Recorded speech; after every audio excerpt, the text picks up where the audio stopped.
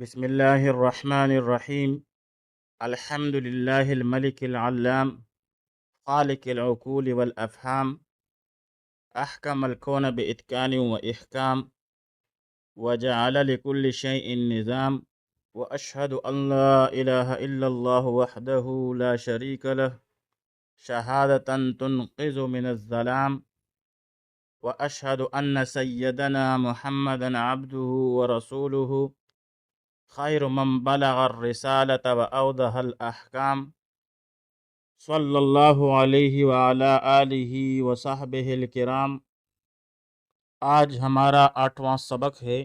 آج کا مسئلہ علم الکلام کے معرکۃ الآراء مباحث میں سے ہیں، اور وہ یہ ہے کہ معرفت الہی یہ عقل پر واجب ہے یا شریعت کے آنے کے بعد واجب ہے۔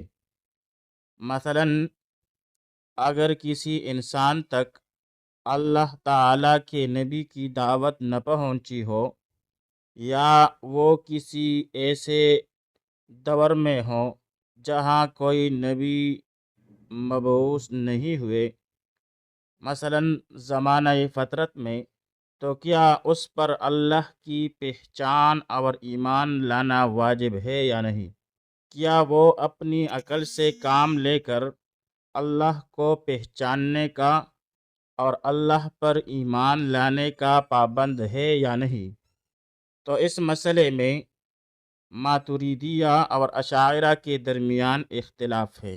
ماتریدیہ کہتے ہیں کہ اگر اللہ تعالی لوگوں کی طرف کوئی رسول نبی بھیجتا، تب بھی لوگوں پر اپنی عقل کے ذریعے اللہ کے وجود، اس کی توحید اور اس کی ضروری صفات جیسے حیات، علم، قدرت وغیرہ کو پہچاننا واجب ہوتا۔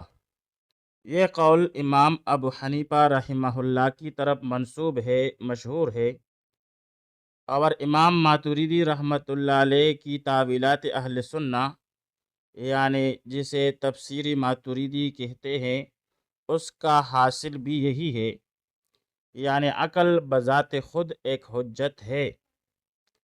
ماتریدیہ کے نزدیک عقل بذات خود ایک حجت ہے، جبکہ ان کے مقابلے میں جمہور اشاعرہ کے نزدیک نبی کی بعثت اور دعوت پہنچنے سے پہلے نہ ایمان واجب ہے اور نہ کفر حرام۔ ان کے نزدیک جو شخص پہاڑ کی چوٹی پر پیدا ہوا اور اس تک دعوت نہ پہنچی تو وہ ناجی ہے، یعنی نجات پانے والا ہے اور معذور ہے، جہنم میں نہیں جائے گا۔ امام سیوطی رحمہ اللہ کے بقول شافعی فقہا اور متکلمین کا اس بات پر اتفاق ہے کہ دعوت نہ پہنچنے کی صورت میں انسان عذاب سے بچ جائے گا اور جہنم نہیں جائے گا۔ پھر اشاعرہ کے خلاف ماتریدیہ جو ہے وہ اپنے دلائل جو ہیں پیش کرتے ہیں۔ ماتریدیہ کی دلائل میں سے ایک دلیل جو ہے وہ قرآنی استدلال ہے کہ اللہ تعالیٰ نے حضرت نوح علیہ السلام کو حکم دیا کہ اپنی قوم کو ڈرائیں اس سے پہلے کہ ان پر دردناک عذاب آئے۔ تو اس سے ماتریدی جو ہے وہ استدلال کرتے ہیں کہ اگر دعوت سے پہلے ایمان واجب نہ ہوتا تو اللہ تعالیٰ عذاب سے نہ ڈراتے کہ یہ تخویف نہ ہوتی۔ عذاب کا ڈر اس بات کی دلیل ہے کہ لوگ توحید ترک کرنے کی وجہ سے عذاب کے مستحق ہو چکے تھے، چاہے ابھی نبی نہ آیا ہو۔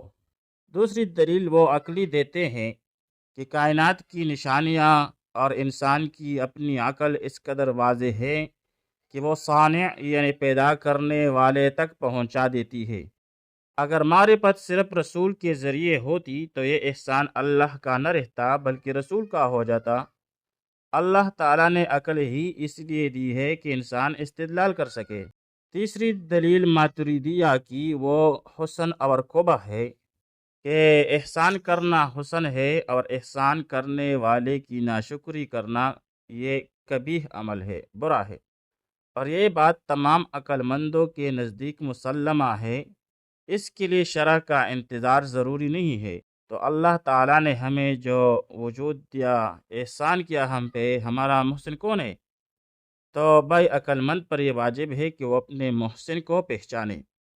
پھر اشاعرہ کی دلیل کیا ہے؟ اشاعرہ کہتے ہیں کہ اللہ تعالیٰ کا فرمان ہے وَمَا كُنَّا مُعَذِّبِينَ حَتَّى نَبْعَثَ رَسُولًا، اور ہم ہرگز عذاب دینے والے نہیں ہیں یہاں تک کہ ہم اس قوم میں کسی رسول کو بھیج لیں۔ تو اس سے معلوم ہوا کہ رسول سے پہلے عذاب نہیں ہے۔ تو ماتریدیہ اس کا جواب دیتے ہوئے کہتے ہیں کہ بھائی اس آیت میں عذاب سے مراد عذاب استیصال ہے۔ استیصال کا مطلب ہے کہ وہ عذاب جو قوموں کو جڑ سے ختم کر دیتا ہے، جیسے قوم عاد، قوم سمود پر عذاب آئے اور ان کی جڑیں ختم ہو گئی۔ تو یہ عذاب جو ہے یہ رسول کے آنے کے بعد ہی آتا ہے، لیکن انفرادی طور پر توحید کو نہ پہچاننے کا مواخذہ جو ہے یہ عقل کی بنیاد پر ہو سکتا ہے کہ کوئی انسان اپنی عقل استعمال کرے لیکن وہ اپنے رب کو نہ پہچانے یا رب کی پہچان اور اپنے خالق اور مالک اور محسن کی پہچان کے لیے عقل کا استعمال ہی نہ کرے، تو اس پر اس کا مواخذہ ہوگا۔ پھر امام راضی رحمۃ اللہ علیہ وہ بھی ماتریدیہ کی تائید کرتے ہیں اپنی تفسیر میں۔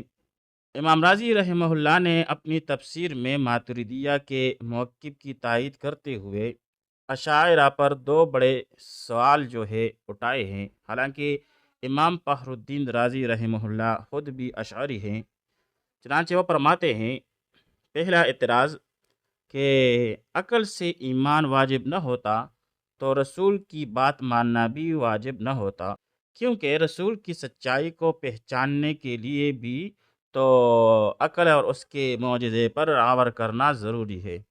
دوسرا اعتراض یہ ہے کہ اگر عقل کی وجہ سے ایمان واجب نہ ہوتا تو عذاب سے بچنے کی فکر بھی ضروری نہ ہوتی، کیونکہ انسان کہہ سکتا تھا کہ مجھے تو پتہ ہی نہیں تھا کہ عقل استعمال کرنی ہے یا نہیں کرنی ہے۔ تو عقل کا استعمال کرنا یہ بھی عقل کا تقاضا ہے۔ تو اگر عقل حجت نہیں ہے تو پھر تو انسان معذور ہی معذور ہوگا۔ بہرحال امام ابو حنیفہ رحمہ اللہ کا قول ہے، آپ رحمۃ اللہ علیہ فرماتے ہیں کہ کسی کے لیے اپنے خالق سے جاہل رہنے کا کوئی عذر نہیں ہے، کیونکہ زمین و آسمان کی نشانیاں پکار پکار کر کہہ رہی ہے کہ کوئی پیدا کرنے والا خالق ہے۔ پھر ماتریدیہ میں سمرقند کے مشائخ جو ہیں وہ فرماتے ہیں کہ جو شخص زمانہ فطرت میں مرا یا پہاڑ کی چوٹی پر رہا اور اللہ پر ایمان نہ لایا تو وہ ناجی نہیں، بلکہ بعض آراء کے مطابق وہ عذاب کا مستحق ہے، جبکہ بعض دیگر ماتریدی احناف جو مطہرین ہے وہ عقل کے ساتھ کچھ نہ کچھ تنبہ یا تنبیہ، جیسے اہل علم کی بات سننا یا غور و فکر کا موقع ملنا بھی شرط قرار دیتے ہیں، یعنی اس کو غور و فکر کا موقع تو ملنا چاہیے، لیکن بنیادی طور پر جو ہے عقل ہی اصل حجت ہے۔ تو خلاصہ کلام یہ کہ ماتریدیہ کے نزدیک اللہ نے ہمیں جو عقل دی ہے وہ اتنی بڑی نعمت ہے کہ اس کے ہوتے ہوئے کوئی انسان عذر پیش نہیں کر سکتا کہ مجھ تک کوئی نبی نہیں آیا، اس لیے میں نے اللہ کو نہیں پہچانا۔ یہ کوئی عذر نہیں ہے، کیونکہ کائنات کا ذرہ ذرہ اللہ تعالیٰ کی موجودگی اور توحید کی گواہی دے رہا ہے، اور عقل کا کام اس گواہی کو سننا اور سمجھنا ہے۔ بقول شاعر، ہر ایک ذرہ فضا کا داستاں اس کا سناتا ہے، ہر ایک ذرہ فضا کا داستاں اس کا سناتا ہے، ہر ایک جھونکا ہوا کے آ کے دیتا ہے پیام اس کا۔ وصلی اللہ تعالی علی خیر خلقہ محمد و آلہ و اصحابہ اجمعین۔